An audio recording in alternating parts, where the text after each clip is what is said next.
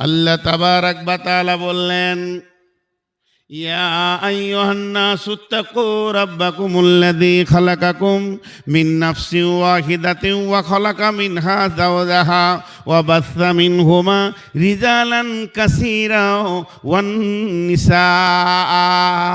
হে ঈমানদারেরা, তোমাদেরকে হে মানুষ লোক সকল ওই আল্লাহকে ভয় করো যে আল্লাহ একটা মানুষ বানালেন হযরতে আদম আলাইহিস সালামকে, এবং তার আত্মা সম্পৃক্ত বামপাসলির হাড্ডি থেকে বানালেন যাওজাহা তার বিবিকে, ওয়া বাসসা মিনহুমা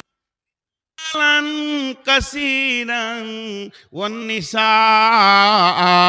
সারা পৃথিবীতে এখন যেদিকেই তাকাবে মানুষ আর মানুষ, নারীতে পুরুষে মার্দা আওরাতে ভরে গেছে।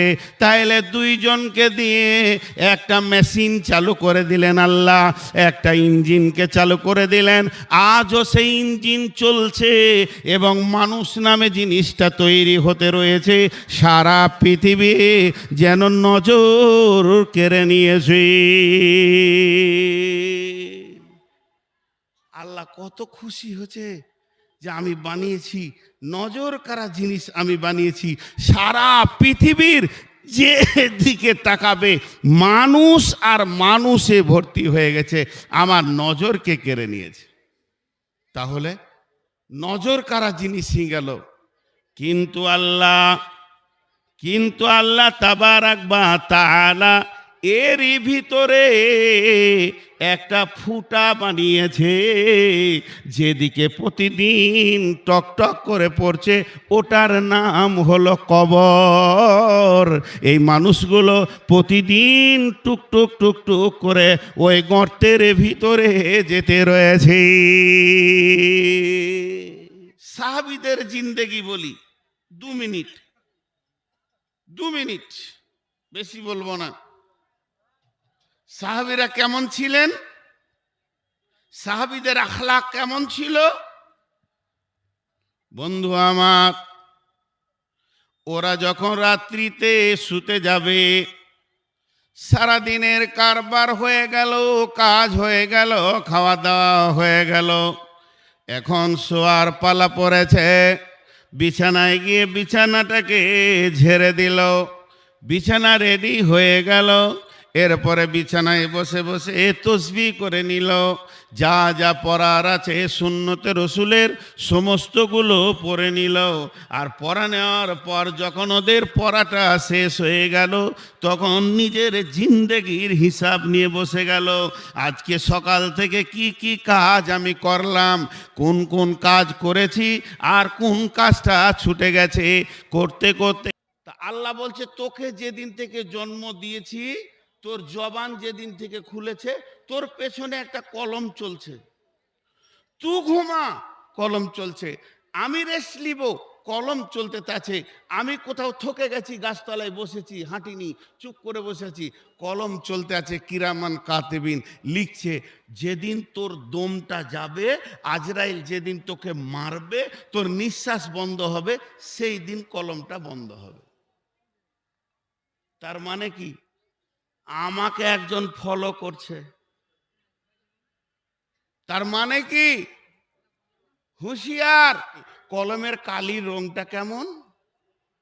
কখনো কালিটা সবুজ বের হচ্ছে, কখনো কালিটা লাল বের হচ্ছে। আজকে এখন কলমে সবুজ আর লাল দুটাই বের হচ্ছে। যারা বসে বায়ান শুনছে, ওই কলমে এখন সবুজ কালি চলছে, লোকটা ভালো কাজ করছে।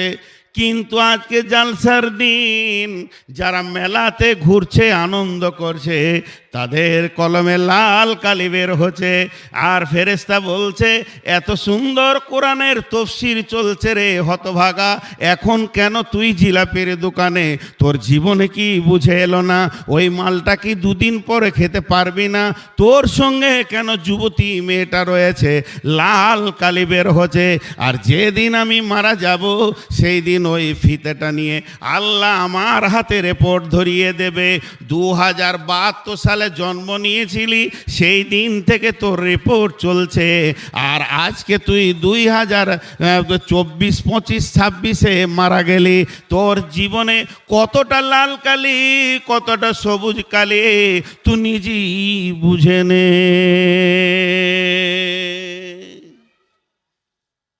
সাহাবীরা জিন্দেগির হিসাব করতেন। সাহাবীরা নিজের জিন্দেগির হিসাব করতেন। সাহাবীরা নিজের জিন্দেগির হিসাব করতেন। সাহাবীরা নিজের জিন্দেগির হিসাব করতেন। সাহাবীরা নিজের জিন্দেগির হিসাব করতেন। সাহাবীরা নিজের জিন্দেগির হিসাব করতেন। তাদের নিজের হিসাব করতে করতে ওর অন্যর দিকে তাকানোর সময় ছিল না। আমরা উল্টা, আমাদের কলমও চলছে, কালিও শেষ হচ্ছে, খাতা গাদা গাদা গাদা গাদা শেষ হয়ে গেল। আমাদের যে আমলটা বন্ধ আছে তা নাই, হিসাবের আমল চলছে। চায়ের দোকানে বসে গেল, হিসাব শুরু হলো। ও ফকিন্নির বাচ্চা, ওর কি ছিল, চলছে হিসাব আমাদের। ওর বাপের কি ছিল, সুদ বাটপাড়ি করে করলে, আমার চোখের সামনে ভিক্ষা করে খেয়েছে, ওর বাপ ওর মা ভিক্ষা করে খেয়েছে। আমাদের চলছে, কিন্তু নিজের লয়, লোকের। সারা জীবন লোককে দেখলাম, কিন্তু নিজের দিকে একবারও তাকাইনি, একবারও না, সময় হয়নি। খালি একে দেখলাম ওকে দেখলাম। রাতে শুতে যাওয়ার আগে চায়ের দোকানে বসে তৌহিদ সালাফি সাহেবের জীবনটা আমি হিসাব করে নিয়েছি। ও কি, ও কোনো আমল নাই, বদমাস লোক, খারাপ লোক, এই বলে শুয়ে গেলাম। আমি একটা কথা চাপ দিয়ে বলছি, আমি জেনা করেছি তো তোর বাপের কি? এর উত্তর দেন, কে দিবেন? আমি সুদ খেয়েছি, তোর বাপের কি? তুই আমার আলোচনা করবি মানে? আমি মদখোর, তোর বাপের কি? দেন উত্তর, কে দিবেন? দলিল দেন। তোর এতটুকু পাওয়ার আছে, আমার পাটা ধরবি দিয়ে বলবি আর খাস না, এর থেকে কিছু করতে পারবি না। সমালোচনা তুকে, যার হাতে আমার জান্নাতের চাবি, সে বলছে তওবা কর, মাফ করবো। তোর এত কুটকুটি কিসের? যার হাতে আমার জান্নাতের চাবি, যে আমাকে জাহান্নামে ঢুকাবে, জান্নাতে ঢুকাবে, যার পাওয়ার বেশি, যে আমার জীবিত চামড়াকে খিঁচে নিতে পারে, যে আমার রুজি বন্ধ করতে পারে, জবান বন্ধ করে, সেই মেহেরবান বলছে নূর মোহাম্মদ মদ খেয়েছিস, খালি বল তওবা, মাফ করে দিব। তো তোর এত কেন কুটকুটি? তুই চায়ের দোকানে কেন বকবি যে নূর মোহাম্মদ মাতাল? অঙ্ক করেন, সবারই হাতে একটা করে খাতা কলম দিয়ে দিলাম, আমি মনে মনে অঙ্ক করেন যে লোকের আলোচনা করে আপনি লাভ করলেন না লস করলেন। আমার চাবিটা যার হাতে, যে আমাকে জান্নাতে যখন ঢোকাতে পারে, বের করতে পারে, এত বড় ক্ষমতাবান, সে বলছে তুই তওবা কর, রমজান মাস আসছে, সবে কদরে রাতে খালি কেন্দেলে তোর জিন্দেগি মাফ করে দিব। তো তোর এত চায়ের দোকানে কুটকুটি কেন আমার মদ খা দেখে? হিসাব করো, নিজের খাতাকে বুঝা করছো। তা আমরাও চালাই, চলেন লোকের হিসাব করে খাতা শেষ করেছি, একটা ভুল। লোকের হিসাব করে কলমের কালি শেষ করেছি, দুইটা ভুল। লোকের হিসাব করে আমার নেকিটা তাকে দিয়েছি, তিনটা ভুল। লোকের গীবত করে তার গুনাহটা আমি নিয়েছি, চারটা ভুল। এতগুলো ভুল কাজ মসজিদে বসে, মাদ্রাসায় বসে, চায়ের দোকানে বসে, আড্ডাখানায় বসে বির বির বির বির বির বির করে মুখ চালাচ্ছি, এতে তোমার কোনো লাভ হলো না। হে মুমিন, তুমি লস করেছো।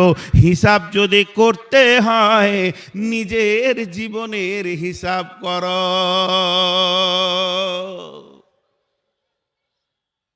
একবার নিজেকে বল, নূর মোহাম্মদ তুই মুমিন আছিস না মুনাফিক? খালি এমনি করে নিজের দিকে লাগা। শেখ সাদি বলছে তোমার হাতে আঙ্গুল কয়টা গো? বলে 5টা। বুড়াটাকে সাক্ষী রাখো, বুড়া লোক মিথ্যা কথা বলবে না। তাহলে কটা আছে? চারটা। লোকের দিকে আঙ্গুল বাড়াও, একটা। তাকান আমার হাতটার দিকে, কাটিংটা দেখেন, আমার হাতের কাটিংটা। শেখ সাদির কথা। আপনার দিকে একটা আঙ্গুল, আমার দিকে তিনটা আঙ্গুল। এটা হলো 4 আনা, এটা হলো 12 আনা, মোট হলো 16 আনা। ই আছে সাক্ষী। উ চোর, উ ডাকাত, উ মাতাল, উ সুদারু, উ জুয়ারি, উ রান্ডি, উ বেশ্যা, উ লুচ্চা। তুই তো লোককে একটা আঙ্গুলে বললি, তোর দিকে তিনটা আছে। ও যদি এক লুচ্চা, তো তুই নিজে 3 লুচ্চা। হিসাব করগা কাগজ কলম নিয়ে। লোকের ভুল দেখাটাও ভুল,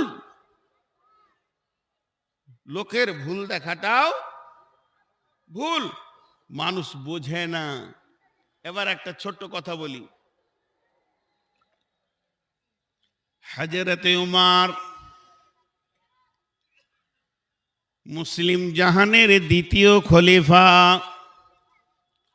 হযরতে উমর, উমরের নাম হলো উমর।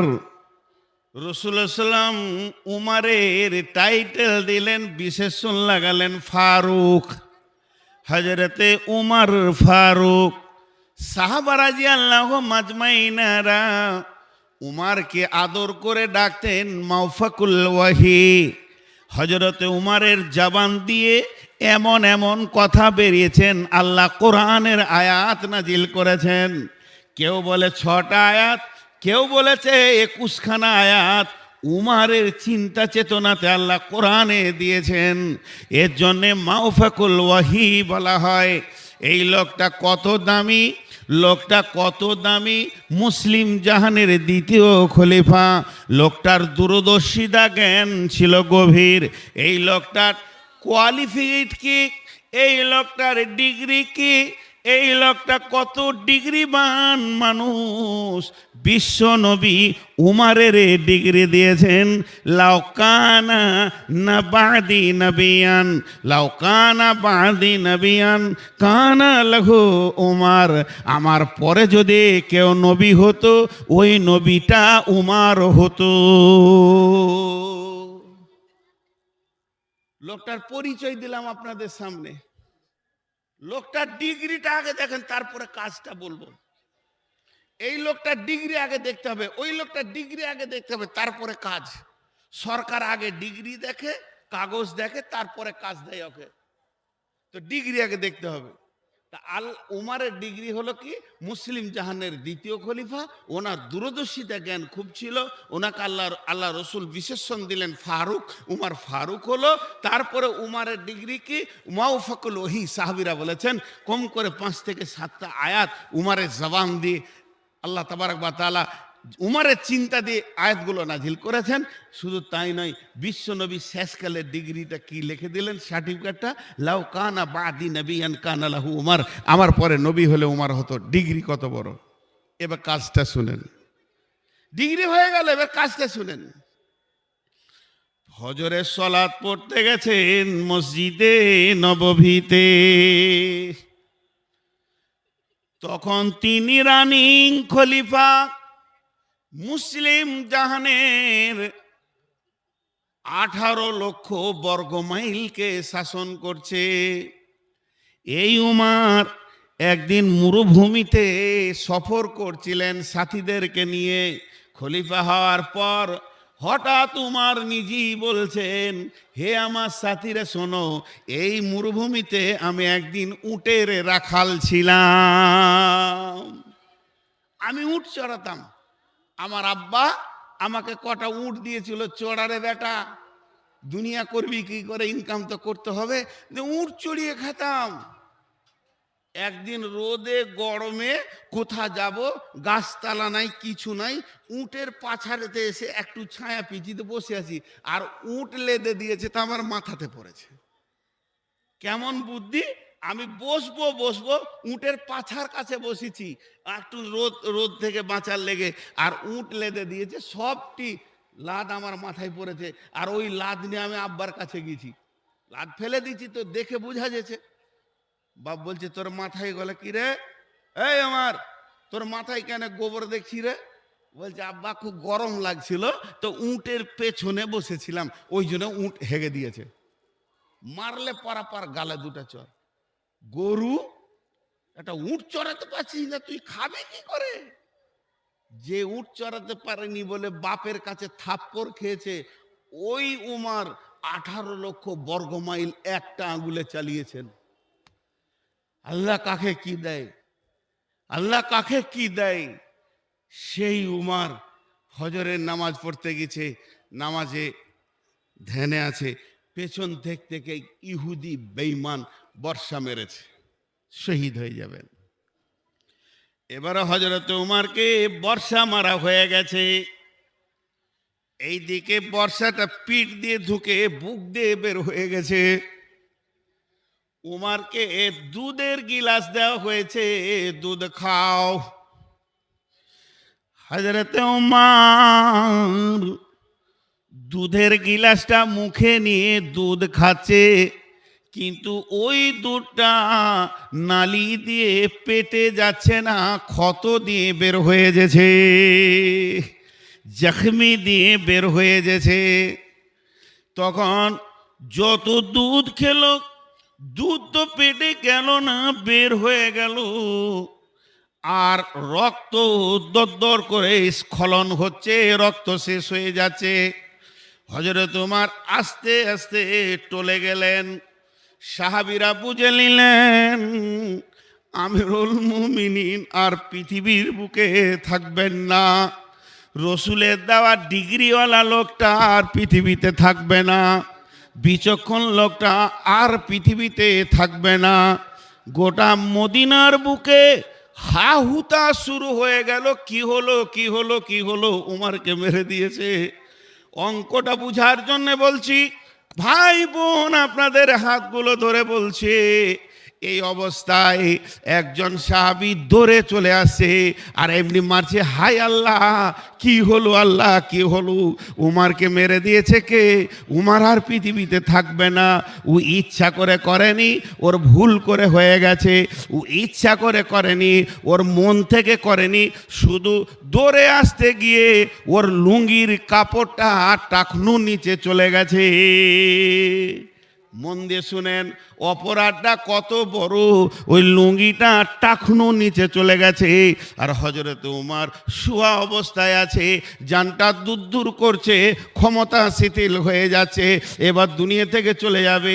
ওই অবস্থায় উমরের চোখটা পড়ে গেছে ও টাকনুর কাছে, ওকে ডেকে বলছে, হে আল্লাহর গোলাম, ওরে রাসূলের উম্মত, আমি উমর মরে গেলে ইসলামের কোনো ক্ষতি হবে না, বরং তুমি রসুলের সুন্নতটাকে বাঁচাও। তুমি উমারের মত দেখতে এসে আল্লাহ রসুলের সুন্নত মেরে দিচ্ছ, এটা তোমার হুঁশ নাই? অঙ্কতে যোগ বিয়োগে কি বেরিয়ে এলো দেখেন। বিচক্ষণ কাকে বলে, ব্রেনিয়ান কাকে বলে, ব্লেনিয়ান কাকে বলে, তো ওইটা আগে বাঁচা। উমার মরে গেল, একটা মানুষ মরে গেল, ইসলামের কি যায় আছে, কিন্তু তুই যেটাকে মেরে দিছিস টাকনুর নিচে কাপড় পরে, ইসলামের ক্ষতি হয়ে যাবে, ওটাকে মারিস না, ওটা বাঁচা।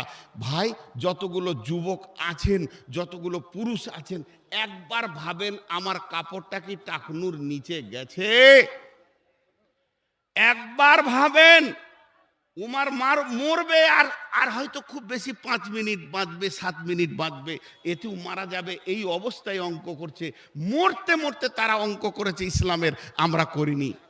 এরপরে কি হলো, হযরত উমর বেটাকে ডাকলেন, বেটা আব্দুল্লাহ। আব্দুল্লাহ এসে বলছে যে আব্বাজান, বলে বলো বেটা, তোমাকে আমি একটা কাজে পাঠাচ্ছি, ওই কাজটা তোমাকে করতে হবে। তুমি চলে যাও আম্মা জান আয়েশার কাছে, তাকে তুমি পর্দা থেকে সালাম দেবে, তোমার সালামের উত্তর যখন আম্মা জান আয়েশা দেবে, তুমি আম্মা জান আয়েশাকে বলবে, আমির উম্মুল মুমিনিন, আমার আব্বা আপনার কাছে আমাকে পাঠিয়েছে, আর সালাম দিয়েছে, আর আপনার কাছে একটা আরজি রেখেছে, একটা প্রস্তাব রেখেছে।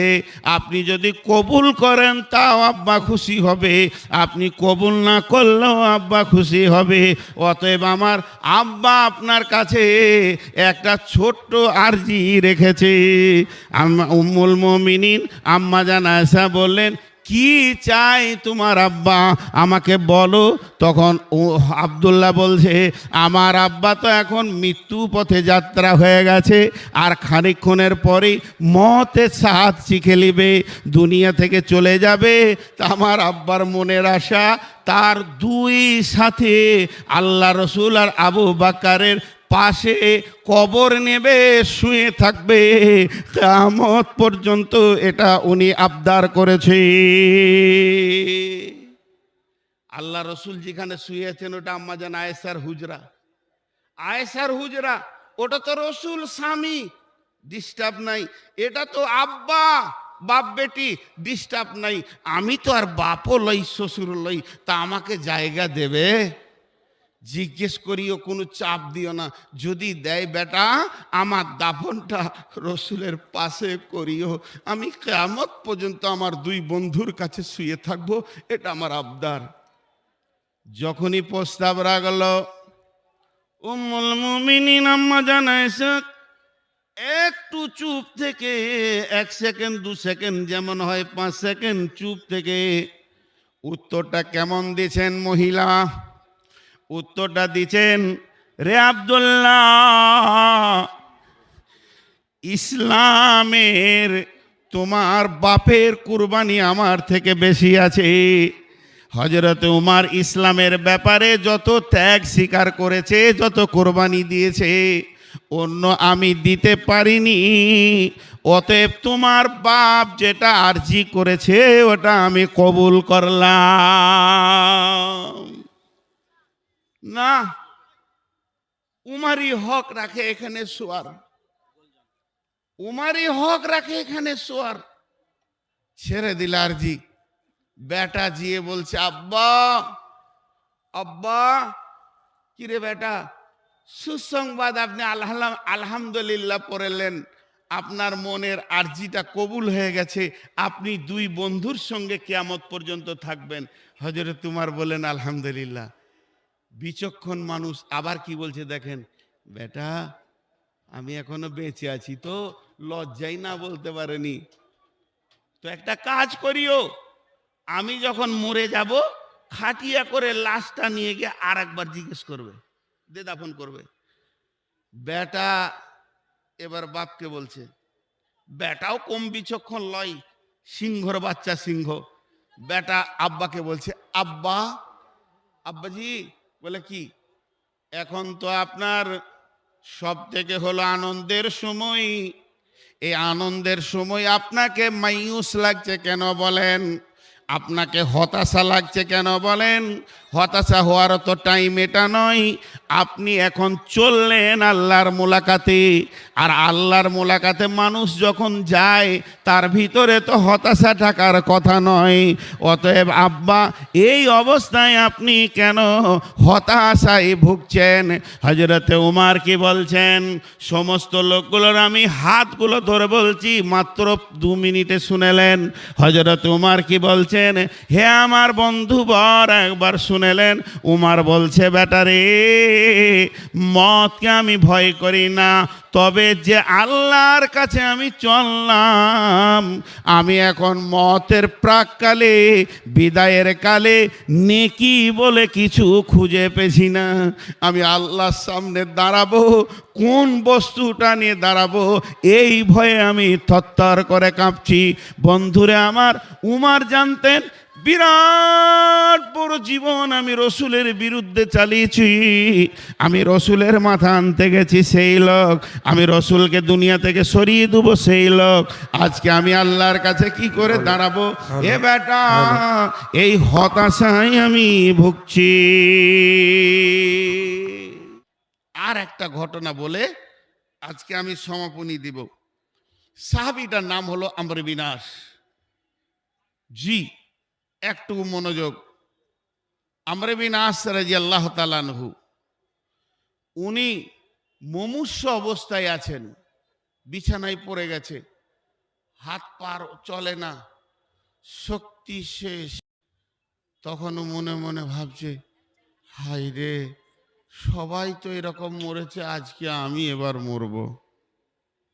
গায়ে কতজনা গেল, মোরল গেল, হাজি গেল, গাজী গেল, মাস্টার গেল, মুফতি গেল, আজকে আমার যাওয়ার পালা পড়েছে। ওর একটা অভ্যাস ছিল, যদি শুনতো যে ওই গ্রামের একটা লোক মরবে, তো ওই রুগীটার কাছে বসে থাকতো আর মনে মনে করতো যখন মরবে তখন আমি জিজ্ঞেস করব, মতটা কেমন লাগছে, জি বলো তো, মতটা কেমন লাগছে, এটা জিজ্ঞেস করব। ও মতের মজাটা আমাকে বলে দিবে আর আমি শুনে নিব। বেশ কিছু লোকের কাছে গেছে, কেউ মমতের মজা বলতে পারেনি, মরে গেছে, ও আফসোস করে উঠে এসছে। কিন্তু কেউ বলতে পারেনি, কারো কাছে তুমি শুনতে পাওনি ঠিক আছে, কিন্তু তুমি যেদিন মরবে সেদিন স্বাদ বুঝে নিবে, সেদিন কাউকে আসতে হবে না। ও বিছানায় পড়ে গেছে। এবার দেখেন ওর হিসাব। বেটাকে ডাকলো, বেটা আমার কাছে 3 ধরনের লোককে ডেকে দাও, যাদের সঙ্গে আমি সকাল সন্ধ্যা চলাফেরা করেছি তাদেরকে ডেকে দাও। আর যারা আমার অধীনস্থে কাজ করেছে, আমার হুকুম শুনেছে, ওই লোকগুলোকে ডেকে দাও। আর যারা আমার প্রতিবেশী, ওদেরকে আমার কাছে ডেকে দাও।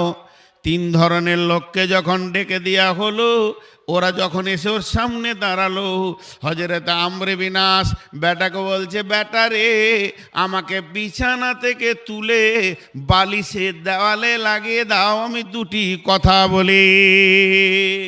এই তোর মাথায় কিছু আছে, থাবড়িয়ে দেবো। ফের লাইটটা জ্বালাচ্ছে।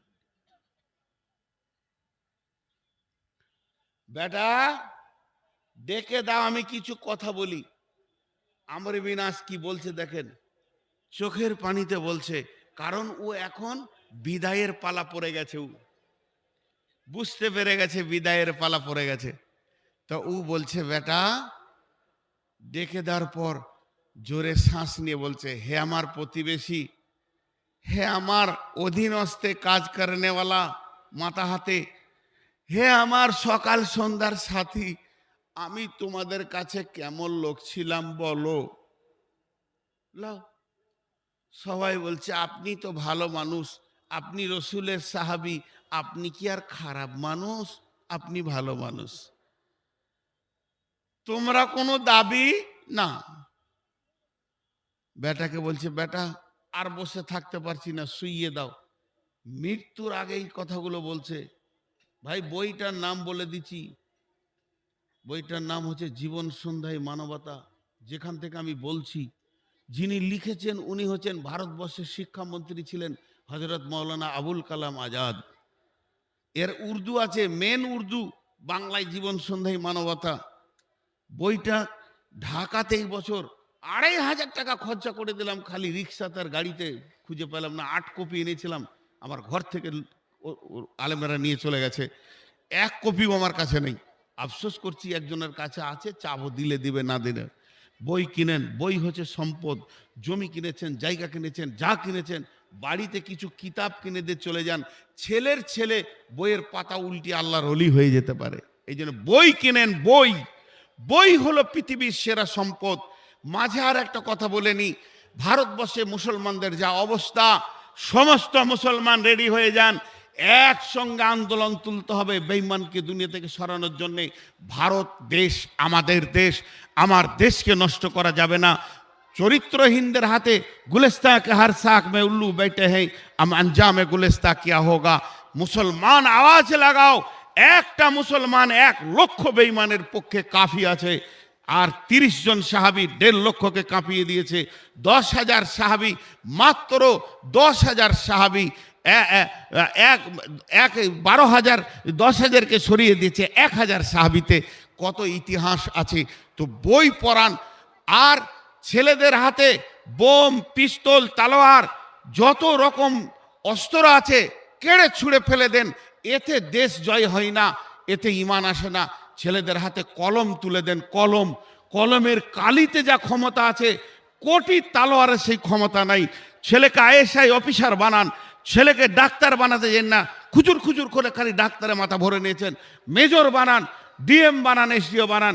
এই 3 দিনে দেখেন, ফেসবুকে দেখেন, একজন ছেলে ডিএম হয়ে গেল, আপনার বেলডাঙ্গার মুসলিম ছেলে কোরআনের হাফেজ আইএসআই অফিসার হয়ে গেল মহারাষ্ট্রে। এরকম বানান দেখেন, একদিন দেশ ইনশাআল্লাহ 2033 সালে ভারতবর্ষকে মুসলিম শাসন করবে ইনশাআল্লাহ, ইনশাআল্লাহ শাসন করবে। তা আমি আপনাদেরকে বলছি, বই কিনেন। একটা বইয়ের নাম বললাম। এখন ও বিছানায় পড়ে গেল, বিছানায় পড়ে গিয়ে জোরে জোরে শ্বাস নিচে, আর ওর চেহারাতে আমরে বিন আসের চেহারাতে মনে হচ্ছে যেন হতাশ হয়ে গেছে, মায়ুস হয়ে গেছে, এবার মরবে তো। রসুলের সাহাবী তো। ছেলে গিয়ে বলছে, আব্বা আপনাকে এমন লাগছে কেন? আপনি তো যাবেন আল্লাহর কাছে, আপনি অন্য কারো কাছে যাবেন না, আর এই অবস্থায় আপনাকে কেমন লাগে? তখন আমরে বিন আস কি বলছেন, খালি এটা শুনেলেন, 2 মিনিট টাইম নেব, বেশি লিব না। আমরে বিন আস বলছে, বেটা তোর বাপকে তুই চিনিস কি বল? তোর বাপের ব্যাপারে তোর কি জানা আছে? তুই তো এতটুকুই জানিস যে আমি তোর মায়ের স্বামীর জন্য তোর বাপ, আর এর থেকে বেশি কিছু তোর জানা নাই। বেটা রে, তোর বাপের ব্যাপারে তুই জানবি তো আমার কাছে বস। তোর বাপের জীবনটাকে 3 দিয়ে তাকসিম করতে হবে, ভাগ করে দিতে হবে। তোর বাপ জীবনটা কেমন ভাবে চালিয়েছে এটা 3 ভাবে বিভাজন হবে। নিজের জিন্দেগিটা 3টে ভাগ শুরু করলেন। এবার শোনেন কেমন ভাগ। আমাদের একটা জানা আছে, যত রসুলের সাহাবী, এক কথায় বলছি আর একবার, যত রসুলের সাহাবী আল্লাহ রসুল গিয়েছে আর বলেছে আশহাদু আল্লা ইলাহা ইল্লাল্লাহ ওয়া আশহাদু আন্না মুহাম্মাদান আবদুহু রাসূলুহু, আশহাদু আল্লা ইলাহা ইল্লাল্লাহ ওয়া আশহাদু আন্না মুহাম্মাদান আবদুহু রাসূলুহু, আশহাদু আল্লা ইলাহা ইল্লাল্লাহ ওয়া আশহাদু আন্না মুহাম্মাদান আবদুহু রাসূলুহু। মাথা খারাপ, মাথা খারাপ, অত সহজ নয়। সাহাবীরা নিজের মুখে বলেছে যে আমার ঘরের দরজা থেকে রসুলকে আমি গর্দন ধরে 100 বার ঘুরিয়ে দিয়েছি, 101 বারে ঈমান এনেছি। কেউ বলেছে আমি 80 বার তেড়েছি বেজ্জুতি করে, কেউ বলেছে আমি 60 বার তেড়েছি, কেউ বলেছে আমি 50 বার তেড়েছি। কোন সাহাবী বলছে আমি লাঠি নিয়ে তেড়েছি 50 বার। ভাগ তুই কিসের মোহাম্মদ? তুই তো ছাগলের রাখাল। তোকে আবার মেহনত করেছে, আবার মেহনত করেছে।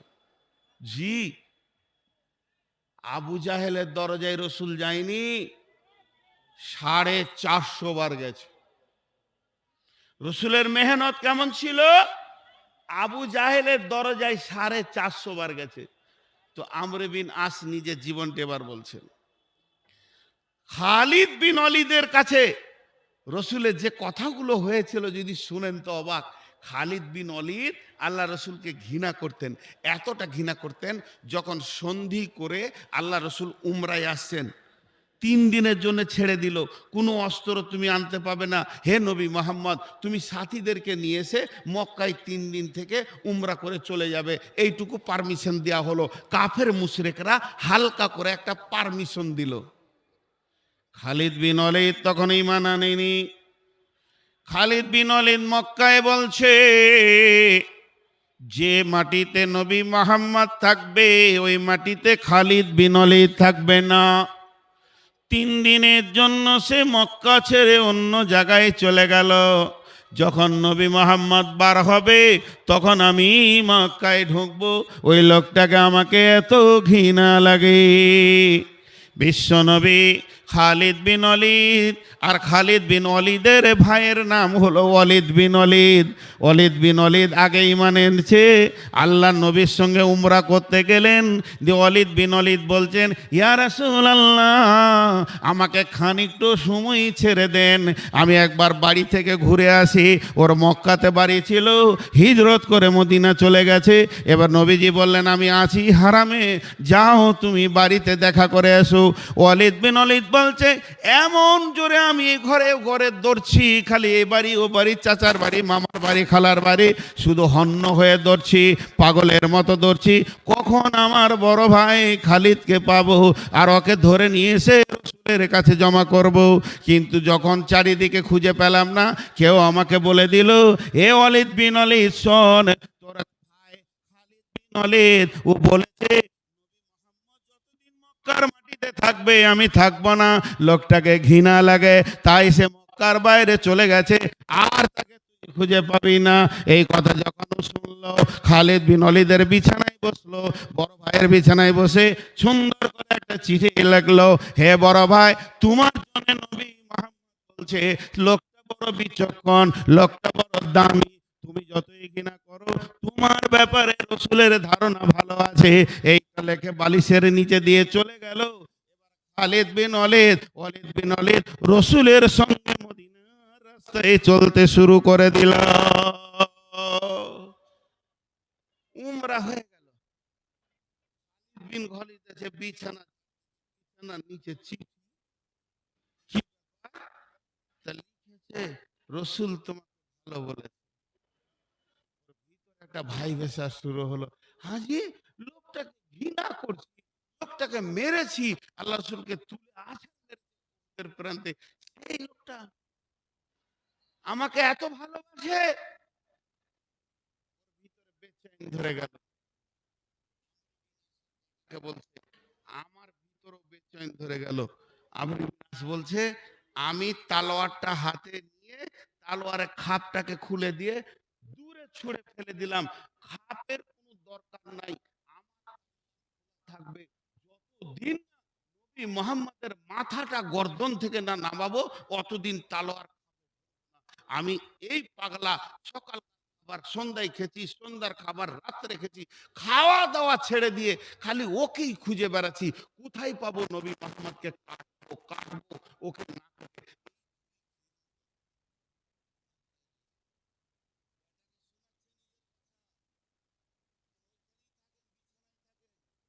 মাঠে যান না।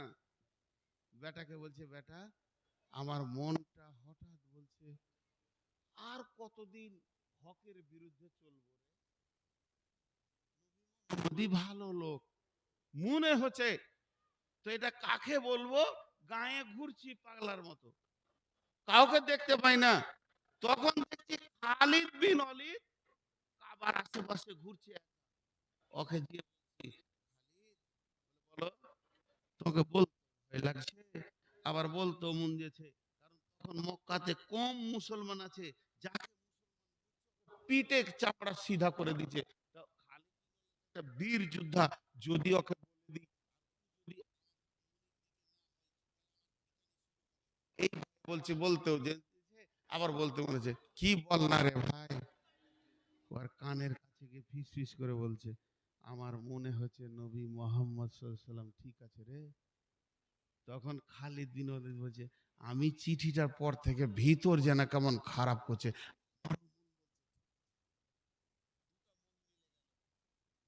আর কদিন বিরোধিতা করবি?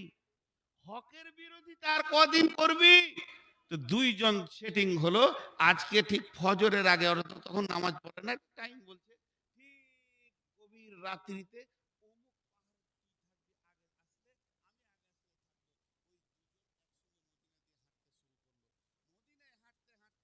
যখন জুলহুলাইফার কাছে গেছে, তখন দেখছে ডান দিক থেকে আর একটা সাহাবী, নামটা আমি ভুলে গেলাম, ঘোড়া নিয়ে আসছে।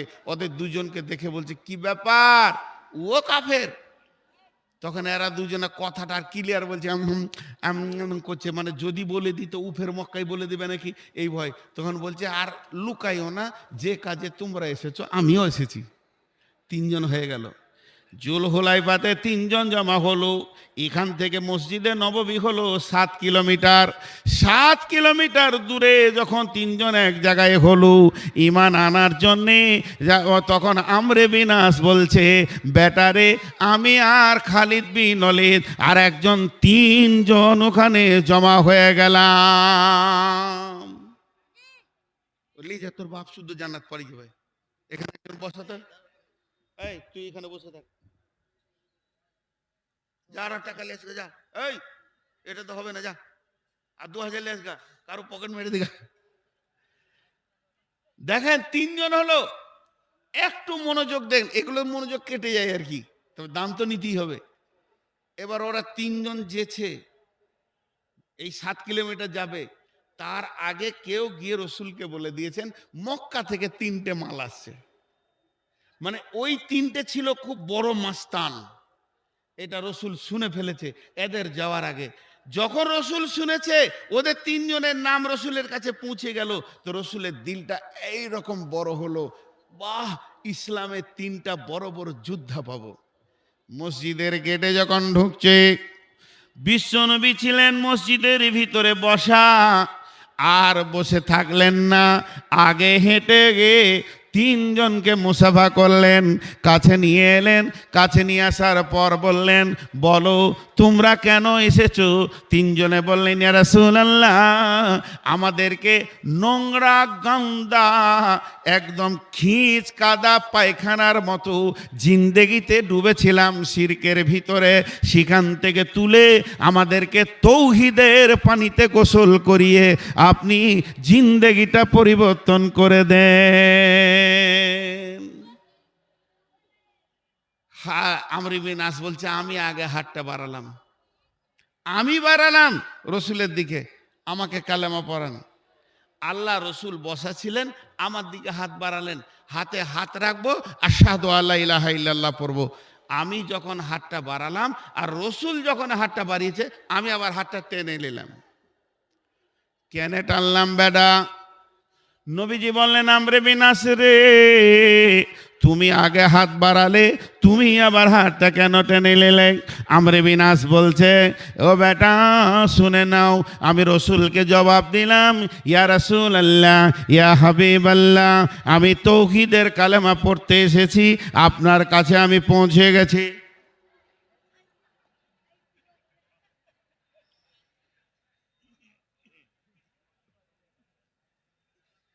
ভালো ছেলে, ধ্যানে পড়েছে। আমি আপনার কাছে এসেছি কালেমা পড়তে, কিন্তু আমার মনের ভিতরে একটা জিনিস খালি মেশিনের মতো ঘুরছে, দিলটা যেন উচাল পাচাল করছে। যতক্ষণ ওইটা আমি না শুনবো, অতক্ষণ পর্যন্ত আমি কেমন করে কালেমা পড়ব? নবীজি বলছে, তোমার মনের ভেতরে কি হচ্ছে? কে বাধা দিচ্ছে? তোমার মনকে কে ঘেরেছে? বলে, ইয়া রাসূলুল্লাহ, আমি কাঁদতে লাগলাম, ইয়া রাসূলুল্লাহ, আপনার গর্দন কাটার জন্যে আমি তালোয়ারের খাপটা ছুঁড়ে ফেলে দিয়েছিলাম, আর তালোয়ারটাকে নাঙ্গা করে নিয়ে মক্কার গলিতে গলিতে গলিতে গলিতে খাওয়া দাওয়ার ধ্যান ছেড়ে দিয়ে ঘুরেছিলাম, আপনার মতো মানুষটাকে দুনিয়া থেকে সরানোর চিন্তা করেছিলাম, পাপের পাহাড় করে রেখেছি। আমার মনে হচ্ছে আমার পেছনে যে পাপের পাহাড় গুলো রয়েছে, ওগুলো হুড়মুড়িয়ে আমার উপরে পড়ছে। এই পাপের ব্যাপারে আপনি যতক্ষণ কিছু আমাকে নিশ্চিত না দেবেন, অতক্ষণ কেমন করে কালেমা পড়ব? আল্লাহর নবী আমরে বিন আসের দিকে আঙ্গুল তুলে চোখ রেখে হাত তুলে বলল, আমরে বিন আস রে, মানুষের জীবনের 3টে আমলের সমস্ত গুনাহকে মাফ হয়ে যায়, একদম মাসুম বাচ্চা হয়ে যায়।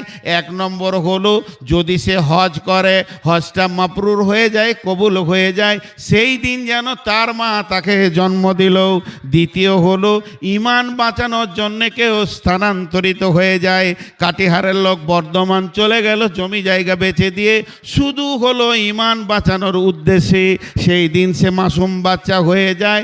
আর যদি কোনো মুশরিক কাফের বেঈমান যেদিনও কালেমা পড়বে, আর কালেমা পড়ার পরে পরেই যেদিন ইমান আনবে, জীবনের সমস্ত গুনাহ মাফ হয়ে যাবে। বেটারে, যখনই রসুল বললেন জীবনের গুনাহ মাফ হয়ে যাবে, আমি সঙ্গে সঙ্গে রসুলের হাতটা ধরে বললাম, আশহাদু আল্লাহ ইলাহা ইল্লাল্লাহু ওয়া আশহাদু আন্না মুহাম্মাদান আবদুহু ওয়া রাসূলুহু। হে বেটা, আমার জীবনের দুটো অংশ তোকে বলে দিলাম। প্রথম অংশে রসুলের দুশ্মন ছিলাম, তখন যদি আমার মত হতো আমি নিশ্চিত ছিলাম জাহান্নাম যেছি। আর যখন আমি কালেমা পড়লাম, রসুলের সঙ্গে থাকতে লাগলাম। বেটা, যতজন সাহাবী আছে রসুলের চেহারাটা জিজ্ঞেস কর, তারা বলে দেবে রসুলের নাকটা কেমন ছিল, চোখটা কেমন ছিল, ভুরু কেমন ছিল, মোষটা কেমন ছিল, দাড়িটা কেমন ছিল।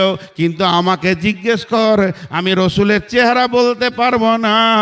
বেটা বলছে, কেন আব্বা, আপনি রসুলকে দেখেছেন, চেহারা বলতে পারবেন না?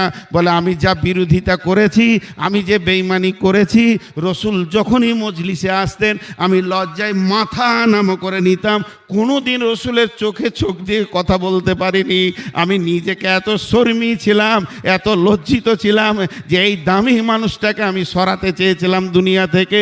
এই জন্যে আমি মাথা নামিয়ে থাকতাম। এর জন্য রসুলকে আমি ক্লিয়ার বলতে পারবো না। বেটারে, শুনে নাও, ওই জামানায় যদি আমার মতটা হতো, এত আমি চিন্তাই ছিলাম না, আমি হাসতে হাসতে জান্নাতে যেতাম। এখন আমার মত হচ্ছে রসুলও নাই, এখন আমার মত হচ্ছে কেউ নাই আমার পাশে, আমি রয়েছি, দুনিয়াবি জিন্দেগি করেছি, আর আমার মতটা কেমন হচ্ছে আমি বলতে পারছি না। আল্লাহর কাছে কি জবাব দিব বলতে পারছি না। এই জন্যে আমি মায়ুস হয়ে গেছি। তারা জীবনকে ভাগ করত, হিসাব করত। আমর বিন আস একটা কথা বলেছিল, এই কথাটার মানে যদি এখানে কেউ বলে দিতে পারেন তো প্রাইজ পাবেন। উনি বলেছেন যে বিরাট হারিয়েছি, খানিকটা পেয়েছি। আমি যেটা হারিয়েছি যদি পেয়ে যেতাম, যেটা পেয়েছি যদি এটা হারিয়ে যেত ভালো হতো। আর একবার বলছি, বিরাট হারিয়েছি, খানিকটা পেয়েছি। বিরাট হারিয়েছি, খানিকটা পেয়েছি। যেটা পেয়েছি এটা যদি হারিয়ে যেত, আর যেটা হারিয়ে গেছে ওটা যদি পেয়ে যেতাম তাহলে ভালো হতো। আমার 2000 টাকার নোট হারিয়ে গেছে, আর 10 টাকা পরে পেয়েছি রাস্তাতে। একদিনই হাটে থেকে আসছিলাম, তো 2000 টাকা হারিয়ে গেল, 10 টাকা পেয়েছি। যদি 10 টাকা হারিয়ে 2000 পেতাম তা ভালো হতো। এর মানেটা কি? এর মানে হচ্ছে আমার জীবনটা 70 বছর কেটেছে, তার ভিতরে 55-60 বছর রসুলের বিরুদ্ধে চলে গেছে। মাত্র 10 বছর রসুলকে পেয়েছি। তা আমি কি ভুল করেছি রে বেটা? 10 বছর যদি রসুলের বিরোধিতা করে 50 বছর সাথে থাকতাম তা কত ভালো হতো। এটার মানে এইটাই। তো ভাই, আমরা সকলের হাত ধরে বলছি, শুধু আপনারা নয়, আপনারা যে রোগের রুগী আমিও সেই রোগের রুগী। মাসোয়ারা সাপেক্ষ আমি কথা বলছি, তাই আপনাদের যত রোগ আমারও তত রোগ। অতএব আমরা যেগুলো হারিয়ে ফেলেছি সেগুলো তওবা করে এখন মসজিদে ঢুকে একটা জিন্দেগিকে বানানোর চেষ্টা করি। এটাই আমার বক্তব্যের শেষ কথা। আল্লাহ যেন আপনাকে আমাকে শোনা এবং বলার থেকে বেশি করে আমল করার তৌফিক দান করেন। আল্লাহুম্মা আমিন। আসসালামু আলাইকুম ওয়া রাহমাতুল্লাহি ওয়া বারাকাতুহু।